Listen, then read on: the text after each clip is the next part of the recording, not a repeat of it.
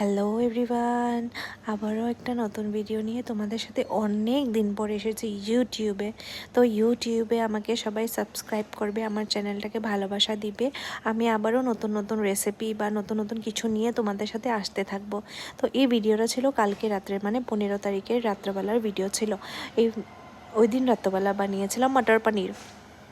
তো মটর পনিরের জন্য কী লাগে এটা তো তোমরা জানোই। তো এটা আমার প্রসেসিংয়ে আমি বানিয়ে তোমাদেরকে দেখাচ্ছি।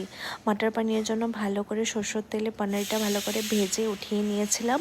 তারপরে দিয়ে আরেকটু তেল দিয়ে পেঁয়াজটা ব্রাউনি করে ভেজে নিয়েছিলাম ভালো করে। আর তারপরে পেঁয়াজটা ভাজার পরে টমেটো পেস্ট দিয়েছিলাম। টমেটো পেস্টের মধ্যে ছিল কাঁচা লঙ্কা, একটু আদা আর একটু রসুন পেস্ট করে ভালো করে দিয়েছিলাম। যখন কষা কষা হয়ে গেছিলো পেস্টটা, তারপরে দিয়ে দিয়েছিলাম গ্রিন মাটার দিয়েও ভালো করে কষিয়ে একটু জল দিয়ে গ্রিন মাটারটা সিদ্ধ হওয়ার জন্য একটু ঢেকে দিয়েছিলাম।